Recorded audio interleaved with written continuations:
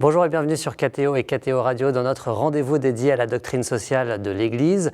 Nous ouvrons aujourd'hui un nouveau thème, celui de la sauvegarde de l'environnement, un thème dont on a beaucoup entendu parler depuis une dizaine d'années avec notamment l'encyclique Laudato Si du pape François.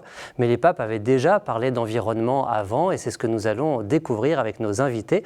Paola De Wailly, bonjour. Bonjour. Vous êtes chargée de formation au CERAS, le Centre de recherche et d'action sociale, qui est une institution rattachée à la famille jésuite. Et puis Audreyne Anouilh, bonjour.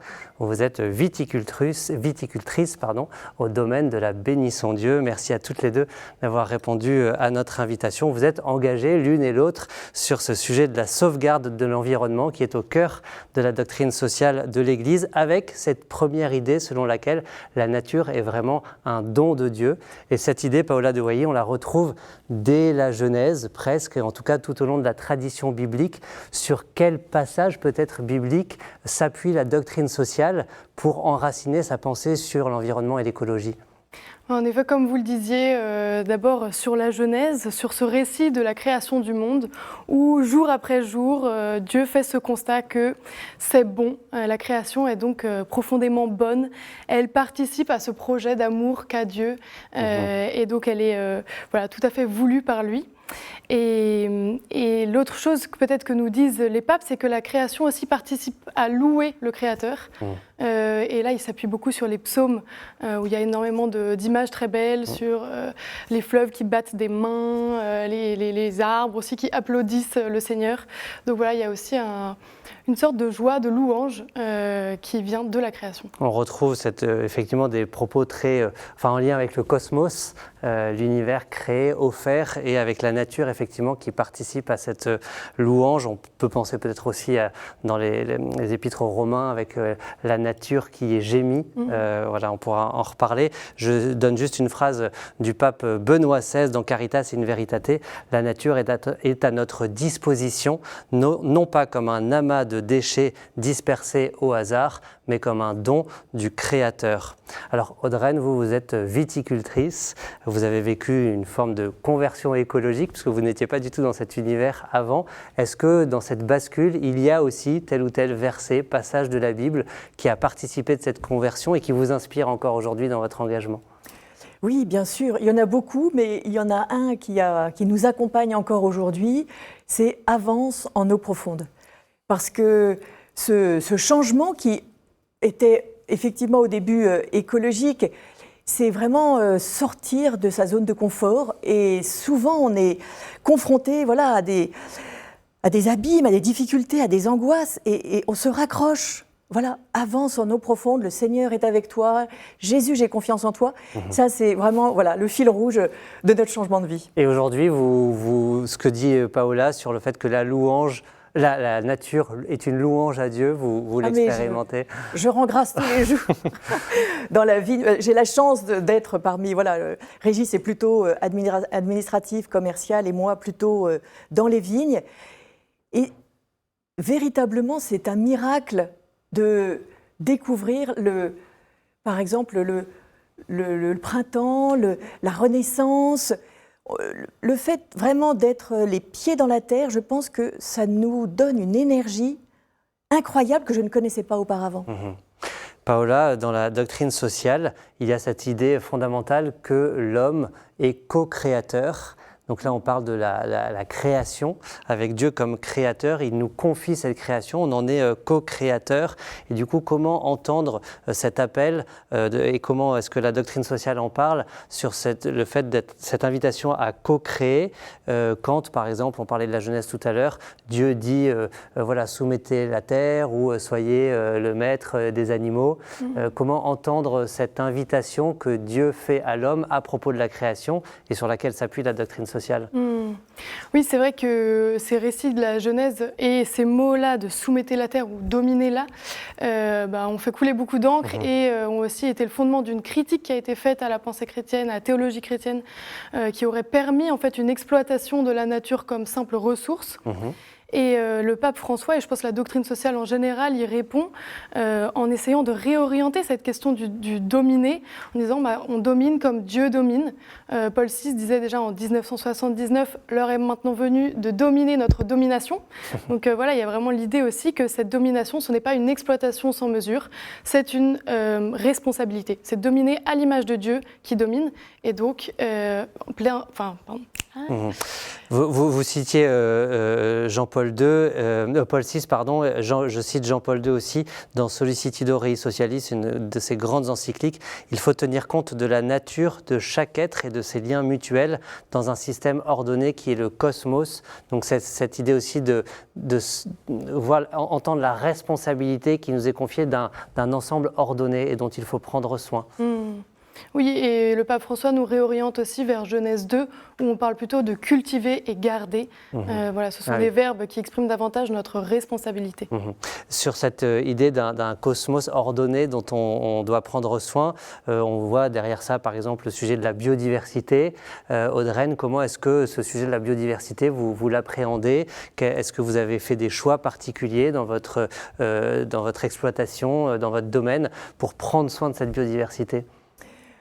D'abord, je pense qu'il faut se dire qu'on prend soin de la nature, de la création dans son ensemble. C'est pas on va faire effectivement telle ou telle petite chose, mais c'est l'attitude que l'on a par rapport à la nature qui est importante. Vous voyez, on fait partie des Journées paysannes, qui est une association de paysans chrétiens, et ils insistent sur la triple alliance, c'est-à-dire l'alliance de l'homme avec Dieu, de l'homme et de la femme, et de l'homme avec la terre. Tout est lié. Et d'une certaine manière, savoir que nous sommes nous-mêmes créatures, que la terre est créature, eh bien, ça va nous donner une attitude vis-à-vis d'elle qui est à la fois de gardien, comme vous disiez. C'est vrai que la nature sauvage ne donne pas à manger comme on le souhaiterait. Donc il y a vraiment une action de l'homme, mais d'écoute de la nature. C'est-à-dire, on va se mettre à l'école de la nature. Et on a de la chance de vivre de notre temps aujourd'hui, car le progrès technologique, le progrès scientifique sur le fonctionnement de la nature a été exceptionnel ces dernières décennies. Et on sait maintenant comment s'appuyer sur le fonctionnement de la Terre pour qu'elle soit féconde. Vous voyez, et donc, comme vous disiez, par exemple, la biodiversité, pour nous, il est évident que on refuse un peu les clones, on refuse la monoculture, on refuse tout ce qui n'est pas de la nature. Vous ne trouvez pas de clones dans la nature. Chaque être est exceptionnel et est unique, même les plantes. C'est quand même assez incroyable. Et il n'y a pas de monoculture non plus, il y avait une diversité. Et c'est là où on essaye de rentrer dans cette compréhension et de se dire comment, dans ce qui nous a été donné, à savoir une vigne qui est plantée avec des lignes tout droites, vous ne trouvez pas de lignes tout droites dans la nature non plus, mais bon voilà, c'est vrai que pour les machines c'est plus simple. Et comment, avec ce donné, on va essayer justement de remettre un peu de vie, un peu de fantaisie, un peu de... Oui, le souffle, en fait, de souffle. Donc, qu'est-ce qu'on fait? On plante des arbres dans nos vignes, c'est de l'enherbement permanent, c'est-à-dire qu'on ne laboure pas les sols, on met des nichoirs pour permettre aux mésanges de venir et donc aussi participer à la biodiversité. Toutes ces techniques et ce souci de la biodiversité, Paola, dans les textes même de la doctrine sociale, c'est évoqué, on le trouve, cette invitation à prendre soin et s'il faut, à corriger des comportements. Oui, tout à fait. Le lien entre l'être humain et notamment l'animal est tout à fait évoqué dans Laudato Si. Et le pape François nous donne d'ailleurs comme modèle Saint François qui vivait une réelle fraternité avec les animaux, avec en tout cas tout le créé.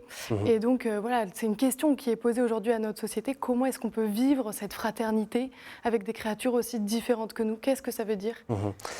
Et je vais citer aussi, on parle de biodiversité, le sujet du climat qu'on retrouve aussi à plusieurs reprises dans les textes du magistère. Et alors là, je vais citer non pas Laudato Laudato Si, mais un texte de 1987, enfin en tout cas inspiré directement de Jean-Paul II en 1987 et qu'on trouve dans le compendium de la doctrine sociale au paragraphe 470. Étant donné leur extrême complexité, les rapports entre l'activité humaine et les changements climatiques doivent être opportunément et constamment suivis au niveau scientifique, politique et juridique, national et international. Le climat est un bien qu'il faut protéger et il faut que dans leur comportement, les consommateurs et les agents d'activité industrielle développent un plus grand sens des responsabilités. On est en 1987, donc pour montrer que cette préoccupation du climat, elle fait partie aussi des textes de la doctrine sociale, Paola. Oui, tout à fait. Et puis on peut se souvenir que Laudato Si a été écrit en amont de la COP 21, donc la conférence des parties qui se concentre justement sur cette question du climat. Et donc, oui, tout à fait, c'est un des éléments très importants pour les papes. Ils se sont vraiment engagés dans les questions de gouvernance internationale sur cette question du climat. Comment est-ce que vous, Audreyne, quand vous êtes, comme vous disiez tout à l'heure, les pieds dans la terre, comment est-ce que ce sujet du climat, peut-être du changement climatique aussi, vous le percevez? Qu'est-ce que ça vient bousculer et comment est-ce que vous essayez aussi de vous adapter à cette donnée qu'est le climat et qui, à bien des égards, nous échappe? Alors, c'est vrai qu'on entend beaucoup parler du climat. Je pense que les problématiques actuelles dans l'agriculture, il y en a de bien plus urgentes. Et c'est vrai que je suis désolée souvent de voir ce focus unique sur le climat, sur la transition énergétique, sur comment le zéro carbone. Parce que aujourd'hui, moi, ça fait 7 ans qu'on est installé. C'est vrai qu'il a fait beau, il a plu, il a fait froid. Je ne vois pas aujourd'hui de problème climatique, en tout cas à notre échelle. En revanche, il n'y a plus de vie dans les sols, il n'y a plus d'insectes, il y a la pollution de l'eau, la pollution de l'air. Ça, ce sont des choses aujourd'hui extrêmement présentes et sur lesquelles nous, on essaye de se battre parce qu'on a encore une action là-dessus. Paola? Simplement, oui, une réaction. Il me semble que, en tout cas, cette question du climat, elle est aussi chère au pape parce qu'elle est très importante à l'international. Alors peut-être qu'aujourd'hui, en France, c'est des choses qu'on ressent moins. Pour autant, c'est des réalités très concrètes aujourd'hui en termes de déplacement de population, de famine, etc., dans certaines régions du monde. Merci beaucoup, Paola de Wailly, Audreyne, pour cette introduction à notre thème de la sauvegarde de l'environnement. On vous retrouve dans des prochaines émissions. Et juste, je voudrais renvoyer en concluant vers le site du CERAS. L'adresse s'affiche www.ceras-projet.org sur lequel il y a une proposition de parcours de formation, le parcours Kairos, formation à la doctrine sociale de l'Église. Vous pouvez même le suivre de chez vous, en petit groupe, c'est encore mieux. Rendez-vous donc sur le site du CERAS pour le découvrir, vous inscrire, puis ça permet de creuser ce sujet de la doctrine sociale. Vous pouvez aussi l'approfondir sur ktotv.com et ktoradio.com où vous retrouverez les replays de ces émissions à partager largement autour de vous. À bientôt.